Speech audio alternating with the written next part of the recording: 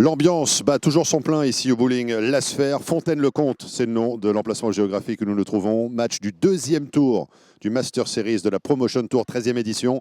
Et derrière moi, les deux protagonistes qui vont s'affronter d'ici quelques instants. L'américaine Lindsay Boomershine qu'on a vu battre Clara Guerrero, la colombienne, il y a quelques instants de cela. Et puis Lindsay Boomershine, donc qualifiée pour le deuxième tour. Elle affrontera un Colombien en la personne de Jaime Gonzalez, qui n'est autre qu'un médaillé de bronze aux Jeux mondiaux de 2020, médaillé de bronze aux Jeux panaméricains de 2019. Lindsay Boomershine avec cette victoire face à Clara Guerrero qui prend une option très sérieuse. Elle avait beaucoup de mal justement à finir face à l'élite mondiale. C'est désormais chose faite ici, non loin de Poitiers. Jusqu'où ira-t-elle? C'est la question du jour.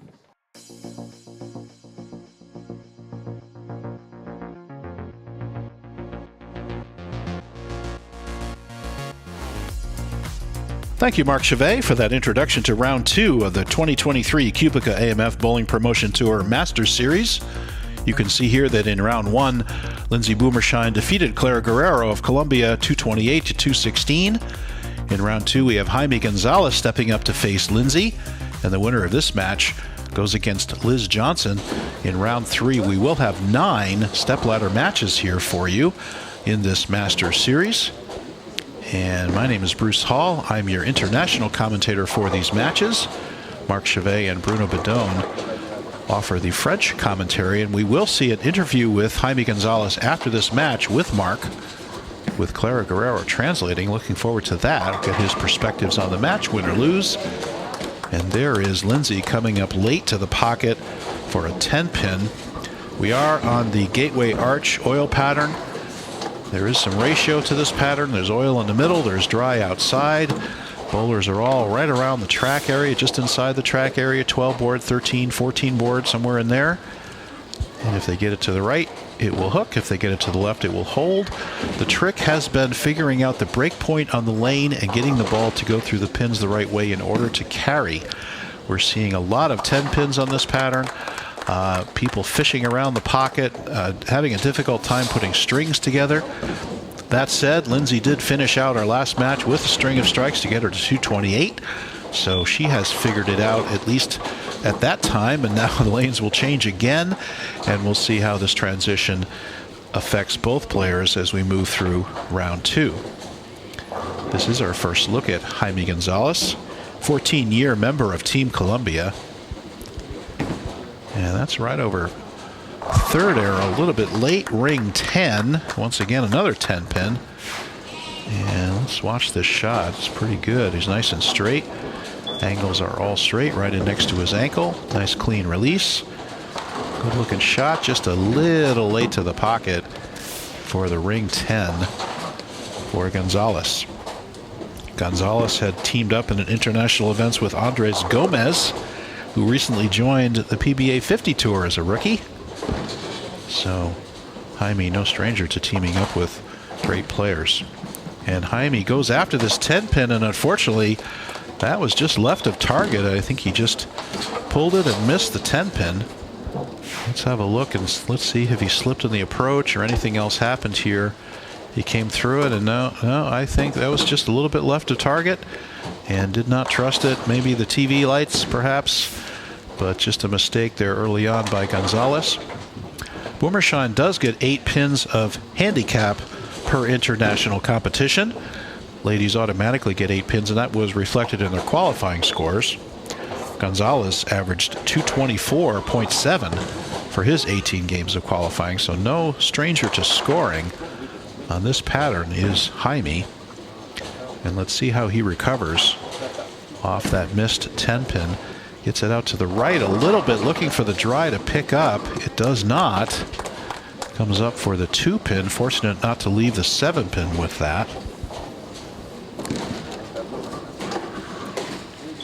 And let's see how Gonzalez goes after this 2 pin. You can see he's wearing his Team Serious jersey. That was the Baker team competition we had. You can find those matches on this YouTube channel. And that competition was won, of course, by Team Vega and Captain Matt McNeil. We will see Matt later on in this stepladder series, so looking forward to that. The smooth stroking left-hander, Matt McNeil.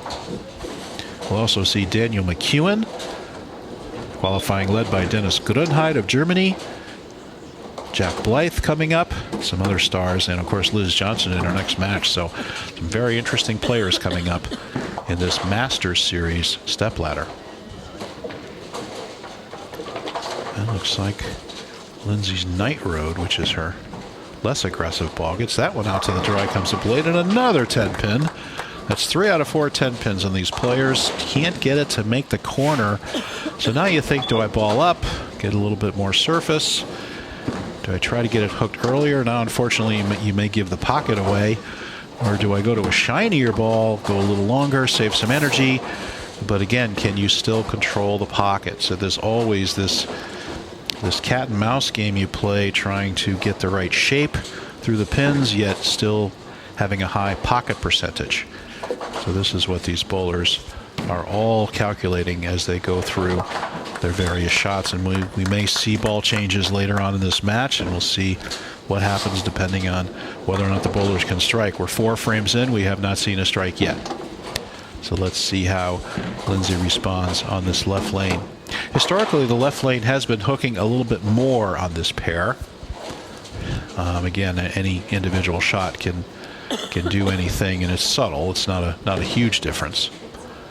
But let's see how Lindsay does here. Lindsay, of course, a Storm staffer and married to Hank Boomershine, who's VP of Sales and R&D at Storm. And of course, coming off of her USBC Queens victory in May. Congratulations to Lindsay on that victory. And there's a mixer strike for Lindsay, striking in the 3rd frame. And that was Lindsay's first PWBA title. And what a way to break through for the USBC Queens. So congratulations to Lindsay there. And let's see, Jaime staying with that IQ. You can see the pin below his fingers. That's designed to get the ball into a roll earlier. And again, control the pocket. You don't want it, if the pin is higher above the fingers, it may skid down the lane and turn a little harder, be harder to control. But again, and he crumbles the bucket there. So give both bowlers strikes in the 3rd frame. As I said, we will see an interview with Jaime Gonzalez after this match with Marc Chavet and Clara Guerrero translating. We'll get Jaime's interpretations of the match, win or lose. Let's see what happens. QubicaAMF Strike Tour Series is a special event organized by Bowling Promotion for the French Federation and the French Olympic Sport Channel for the promotion of bowling in general and the French teams specifically. Yeah, let's see. Oh, we got that one way right. That's not going to recover, but he does get the 10-pin out and leaves only the 2-pin. Does Gonzalez. It's another 2-pin on that left lane. Funny, it's supposed to be the hooking lane, but he really got this one out to the right. Look at the way it came back and gives him very lucky to leave only the 2 and not the 2-7. Big shout out to QubicaAMF, who has just signed on for a 3-year commitment to sponsor this Masters, to sponsor the bowling promotion and the Masters Series. So thank you so much to QubicaAMF for your support. And another spare in the 2-pin. That looked like a carbon copy of frame 2 for Gonzalez.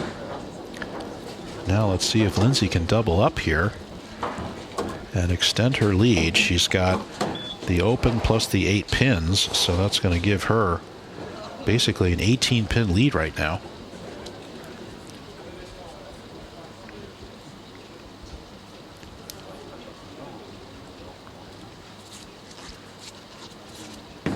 And another good shot. Again, late to the pocket. Another 10-pin, ring 10.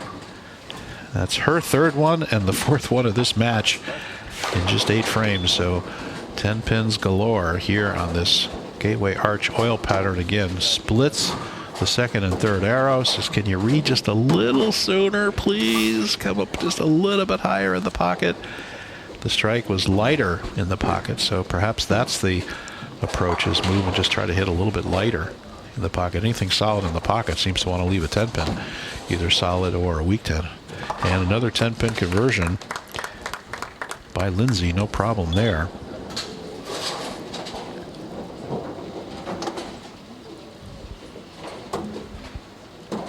Yeah, it looks like Lindsay's going to stay with this Night Road, which is a control ball, fairly aggressive. She's got some surface on it. I remember she was against Clara, and Clara had some shine on her Night Road, where Lindsay is going with a little bit more surface, a little duller surface on the ball to get it to read sooner on the lane. Let's see how she does here on this left lane.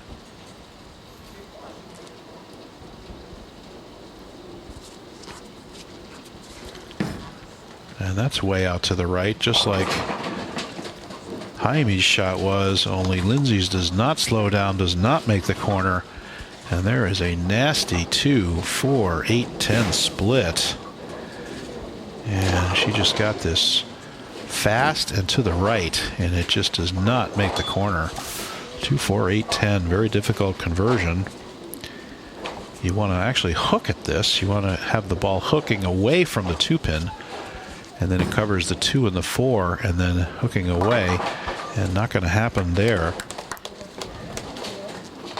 So this is going to give her a setback as she tries to hold her lead against Gonzalez. Gonzalez now down by only 3 pins. Once again, Lindsay has the 8 pins of handicap built into her score, so that does give her 92 in the 5th. And Jaime at an 89 in the 5th pace right now. Let's see what he can do. Only 3-pin match right now. Turn up a little more. He did move to the right, it looked like, on that shot. Still couldn't get it to turn the corner. And another 2-pin. That would be Jaime's 3rd 2-pin out of 5 shots, with 1 strike and 1 10-pin. Yeah, I guess that's right over second arrow. Between second and third arrow, looked like his feet were a little bit right, and just wouldn't make the corner. So frustrating. You know the pocket is accessible. You feel like you ought to be striking, and you just can't get the ball to make the turn at the right place. Just got to keep grinding. And sometimes it's even on a easier, higher scoring pattern. It's as much or more work as a difficult pattern, because you know you have to strike to keep up. 4-pin match now. Can either bowler crack this pattern? Look at this, only 2 strikes out of 10 shots. Rather surprising. I thought we'd see some higher scores here, but both bowlers nibbling around the pocket and struggling to put some strikes together here. Was this a ball change? I know he's looking at that reality check. Let's see if he moves to that. He does. This is a ball change for Jaime. So here's a shinier surface, and look at the pin up. This ball will definitely go longer down the lane, and it should pick up harder off the friction. I think he's looking to get it a little bit different shape, and it goes out. Look at this turn, and he pays the big price for the ball change, and then it turns hard in the mid lane and goes through for a 3, 4, 6 split. Look at this turn. He says, oh, now make the turn, and it dives through the pocket, and unfortunately leaves him with 3, 4, 6. Sometimes that's the price you pay for an experiment, and that's what that was. Jaime looking for more backhand, a little bit more power through the shot, and unfortunately did not pays the ultimate price, as he now has to adjust and see if he can figure out how to get to the pocket with that ball. He takes out 2 of them. So Lindsay's lead now just jumped to 18, sitting on the bench, as Jaime lost count and had the open there. He's looking over at his coach or whoever he's talking to about the shot. He says, yeah, I switched, want a little more back end, and boy, I sure got it. And on that left lane, of course, too. Got that big hook. And blower strike there for Lindsay. Big shot. And now's the time to jump on your opponent if you can do it. A double here would be huge and put Lindsay in a commanding lead in this match. She's up by 18 already. A strike here puts her up 28. And with Jaime struggling, he may not be able to recover. This may be Lindsay's match to win right here. Winner faces Liz Johnson in round 3. Once again, 9 matches we're bringing you in this Master Series. Please hit like and subscribe.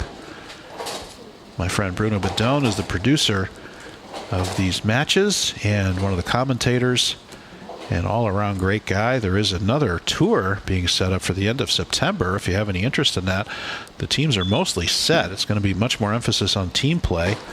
Teams are mostly set, but you can go to the bowling promotion website if you have any interest in joining that tour.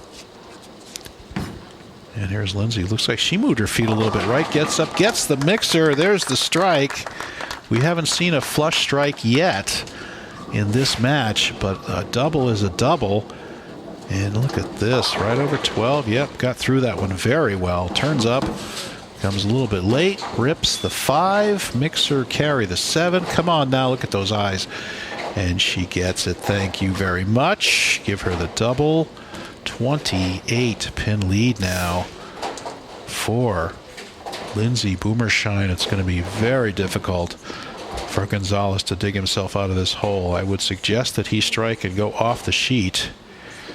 He's still got 214 available, which would certainly be enough if he could do it. And he fell off that shot. Boy, that was not good. It looked like he slipped. Just kind of stepped out of the shot. And he's checking his shoe. I think clearly he had an approach problem with here. Let's watch and see what happened. He comes up and he slides and his shoe just gave out from under him. And he's way off to the right and comes up, does not break up the 210 split, so that's going to be another split for Jaime. And that's going to bring his score down substantially. His total possible score comes up and just covers the 2-pin. He slipped again, it looked like there, so yeah, Jaime having all kinds of problems. He's having ball reaction problems, he's having slide problems, and here's a guy who averaged 224 in qualifying, so certainly he's a good player, no doubt about that. Just having some struggles here on TV and on this pair.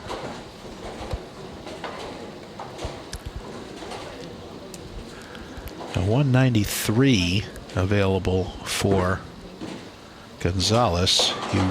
I would highly suggest he do that, because with 8 pins, that means Boomershine would only have to come up with 185 net. And there's a good shot. Turn it up. And comes screaming across the deck, but won't carry. And he got his feet under him on that shot. It was a good shot. He got it to the right. Once again, came in a little bit late for a 10-pin. Jaime, just these one-game matches, boy, you just never know what can happen. They can turn so quickly. Get yourself into a hole. It's very difficult. There's no time. There's no frames to work out your issues. And meanwhile, Lindsay Boomershine, pro that she is, gets up at doubles.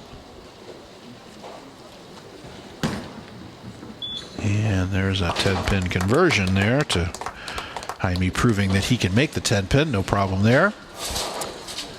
Unfortunately, though, he can only shoot 183 gross, which means Lindsay would just have to beat the 170s. So really just marks for Lindsay here, and she will cruise on to meet Liz Johnson in round 3. Please hit like and subscribe on this YouTube channel. We'll bring you these exciting matches. And that's right up third arrow, right out. So Lindsay got that one in the oil, and you could see how it just skidded. Definitely an indication of oil inside and a little bit of dry outside. She pulled that and got a little bit of under reaction, as we call it. Over under, got a little bit of under that time.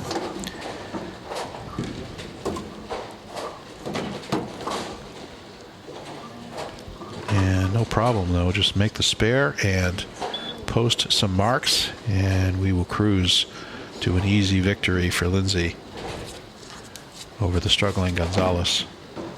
And straight at it with the mix, just barely covers the 4-pin, but that's a spare, so good cover there for Lindsay.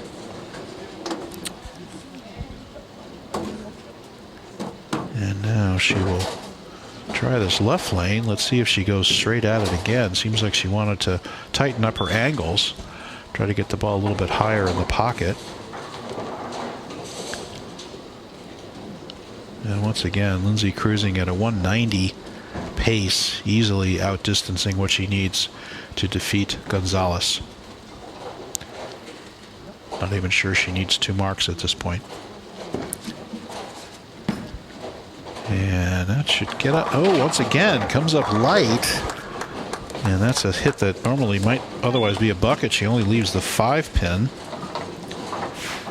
But an easy spare. That will put her in the 170s, and that will lock up the match. Unfortunately, Gonzalez, best he can do is 183, and with Lindsay's handicap, she just needs to get out of the 170s into the 180s, and she's there now. All she has to do is convert this 5-pin. I don't want to speak too soon, but I'm going to feel pretty confident she's going to cover this 5-pin, and that will seal up the match for Lindsay Boomershine.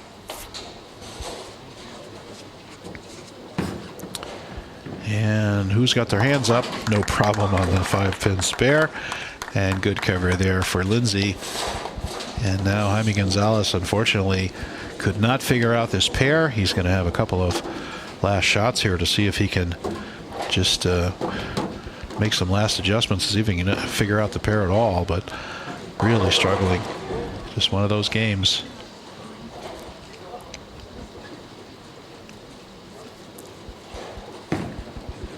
And another good looking shot. And there's another 10-pin.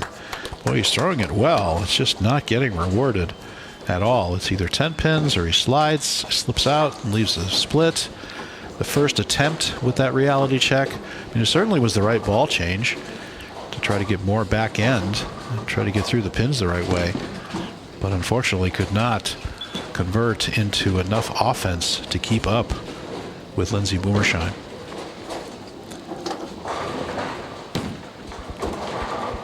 And 10-pin conversion there. Once again, stick around for the interview, Marc Chavet. By the way, Marc, the voice of the Tour de France, and gracing us with his presence and insights in this bowling promotion tour telecast series. And one of the most interesting things about Marc is his French accent and then his U.S. accent. His U.S. accent is flawless. I would urge you to listen to it just for that.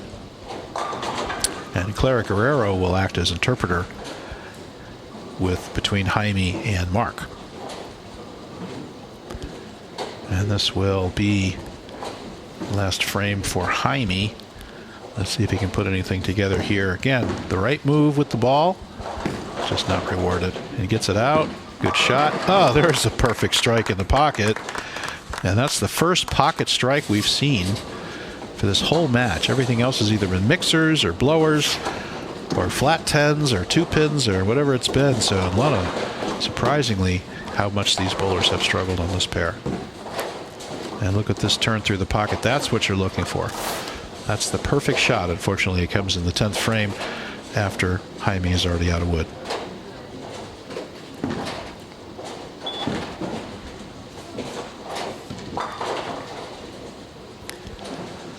And let's see if he can double in the 10th here. Once again, another good release. Good shot. Comes up a little bit high for a 4-pin. So that's going to put Jaime in the 160s. And not the performance he was looking for, and certainly not what we would expect. But we will definitely see this young man again. Solid player from Colombia. Falls to a better lined up and really better carrying Lindsay Boomershine. And unfortunately goes by that 4-pin there. So that will be the final score for Jaime Gonzalez at 161. Certainly a struggling game for Gonzalez, not what he was looking for. And here's Lindsay with the victory lap. You could see a couple of folks there in the background. You saw Clara Guerrero. Jack Blythe was there in the background. And here's Lindsay's shot dead flush in the pocket. All of a sudden now we're hitting him flush in the pocket in the 10th frame. So that's good to see. And good for Lindsay to get lined up for her next match. And there will be no re-oil, so these lanes will continue to transition. It's going to be very interesting to see how the Liz Johnson-Lindsay Boomershine match evolves.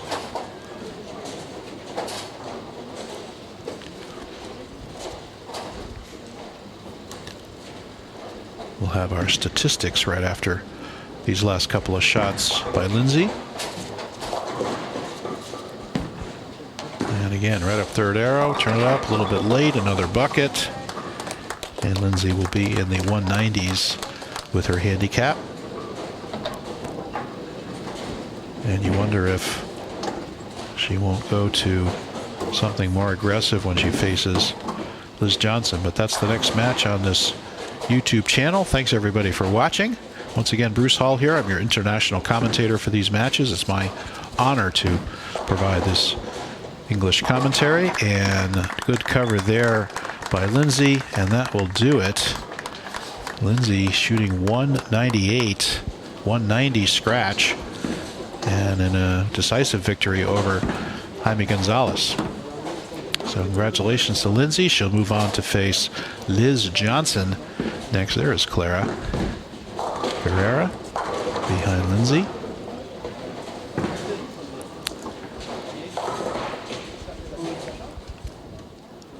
And you can see our TV set here. Here's our stats. Lindsay Boomershine striking only 4 times.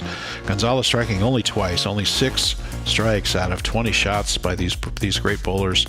5 spares for Lindsay, 4 for Gonzalez, and 4 opens for Jaime Gonzalez, struggling with 161. Congratulations to Lindsay Boomershine. She'll move on. And stay tuned for our interview, folks. We'll see you in the Johnson versus Boomershine match. Match compliqué pour Jaime Gonzalez, le Colombien qui est avec nous, qui prend quelques secondes de son temps précieux. Jaime, it was a difficult match out there. 1 strike in the beginning. There were 2 splits. A difficult situation to get out of. And it took you a long time to get back in the match later. Can you tell us in a nutshell what happened out there? Fue un match muy difícil para ti, se te complicó, que hubo 2 splits, una media al principio, que si nos puedes decir en concreto qué fue lo que pasó. Sí, realmente, digamos, durante todo el torneo había venido con buena sensación, pero desafortunadamente hoy en el día de la final no encontré una buena sensación con el approach. Estaba muy liso para mí y no podía usar mis piernas y llegar bien para lanzar. During the entire competition, he felt good. Unfortunately, during the finals, the approaches were a little bit too slippery for him. He couldn't use his legs enough to throw good shots, and it just got complicated for him. Voilà, c'est un problème au niveau des jambes et au niveau de l'approche. Il n'a pas pu utiliser l'assise sur les jambes nécessaires pour envoyer la boule dans les bonnes conditions. Il a souffert de ça et la spirale négative l'a emporté pour la suite. C'était effectivement un match très compliqué avec un score très bas pour Jaime Gonzalez.